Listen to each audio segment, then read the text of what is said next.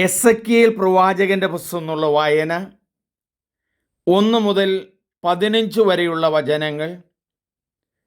ഭാഗം 1. ഭാവി ദേവാലയം.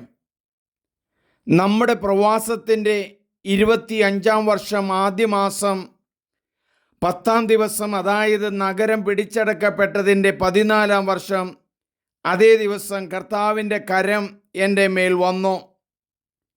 എന്നെ ഒരു ദൈവിക ദർശനത്തിൽ ഇസ്രായേൽ ദേശത്ത് കൊണ്ടുവന്ന് വളരെ ഉയർന്ന ഒരു മലയിൽ നിർത്തി.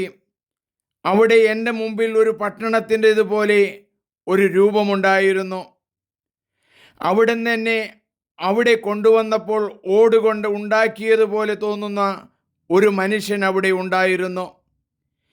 അവൻ്റെ കയ്യിൽ ഒരു ചണച്ചരടും അളവുകോലും ഉണ്ടായിരുന്നു. അവൻ പടിപ്പുരയിൽ നിൽക്കുകയായിരുന്നു.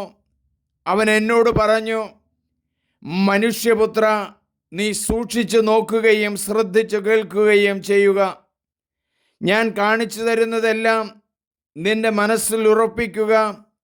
അവ നിനക്കു ഞാൻ കാണിച്ചു തരുന്നതിന് വേണ്ടി തന്നെയാണ് നിന്നെ ഇവിടെ കൊണ്ടുവന്നിരിക്കുന്നത്.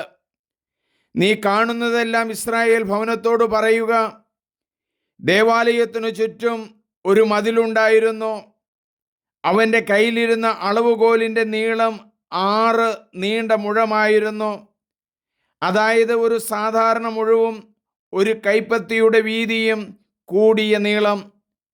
അവൻ ഭിത്തിയുടെ കനം അളന്നു. കനം ഒരു ദണ്ഡ് ഉയരവും അളന്നു. അത് ഒരു ദണ്ഡ് കിഴക്കോട്ടുള്ള പടിപ്പുരയിൽ ചെന്ന് അതിൻ്റെ നടകൾ കയറി ഉമ്രപ്പടി അളന്നു. അതിൻ്റെ ഉയരം ഒരു ദണ്ഡ്.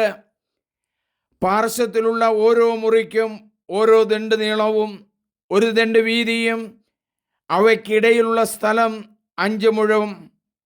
പടിപ്പുരയുടെ പൂമുഖത്തിനടുത്തുള്ള വാതിലിൻ്റെ ഉമ്രപ്പടിക്ക് അകമേ നീളം ഒരു ദണ്ഡ്. അവൻ പടിപ്പുരയുടെ പൂമുഖം അകമേ അളന്ന് ഒരു ദണ്ഡ്. അവൻ പടിപ്പുരയുടെ പൂമുഖം അളന്നു 8 മുഴം നീളം. കട്ടിളപ്പടികൾക്ക് 2 മുഴം നീളം. പടിപ്പുരയുടെ പൂമുഖം ഉൾഭാഗത്തായിരുന്നു. കിഴക്കേ വാതിലിന് ഇരുവശവും 3 മുറി വീതമുണ്ടായിരുന്നു. എല്ലാറ്റിനും ഒരേ അളവ് തന്നെ. ഇരുവശങ്ങളിലുള്ള കട്ടിളപ്പടികൾക്ക് ഒരേ അളവ് തന്നെ. പിന്നീട് അവൻ പടിപ്പുരയുടെ വീതി അളന്നു. അത് 10 മുഴവും നീളം 13 മുഴം.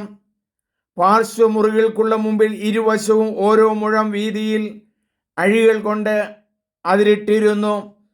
പാർശ്വമുറികൾക്ക് 6 മുഴം നീളവും 6 മുഴം വീതിയും. അവൻ പാർശ്വമുറികളിൽ ഒന്നിൻ്റെ മേൽക്കുര മുതൽ എതിർവശത്തുള്ളതിൻ്റെ മേൽക്കുര വരെ പടിപ്പുരയുടെ നീളം അളന്നു. വാതിൽ മുതൽ വാതിൽ വരെ 25 മുഴം. അവൻ ഭൂമുഖം അളന്നു 20 മുഴം. പടിപ്പുരയുടെ ഭൂമുഖത്തിനു ചുറ്റും അങ്കണമുണ്ടായിരുന്നു. പടിപ്പുരയുടെ മുന്നറ്റം മുതൽ അകത്തെ ഭൂമുഖത്തിൻ്റെ അറ്റം വരെ 50 മുഴമായിരുന്നു. നമുക്ക് പ്രാർത്ഥിക്കാം. ദൈവമേ, എസെക്കിയേൽ പ്രവാചകനിലെ തിരഞ്ഞെടുത്തുകൊണ്ട് അടിമത്വം അവസാനിച്ച് ജെറൂസലേമിലേക്ക് തിരിച്ചു വരുമ്പോൾ ജെറൂസലേം ദേവാലയം പുതുക്കി പണിയുവാനുള്ള അളവുകൾ അങ്ങ് കാണിച്ചു കൊടുക്കുന്നതിന് നന്ദി പറയുന്നു. നല്ല ദേവാലയം ഉണ്ടാകണമെന്ന് ദൈവത്തിൻ്റെ നിശ്ചയമാണ്. അത് പ്രവാചകനിലൂടെ വെളിപ്പെടുന്നു.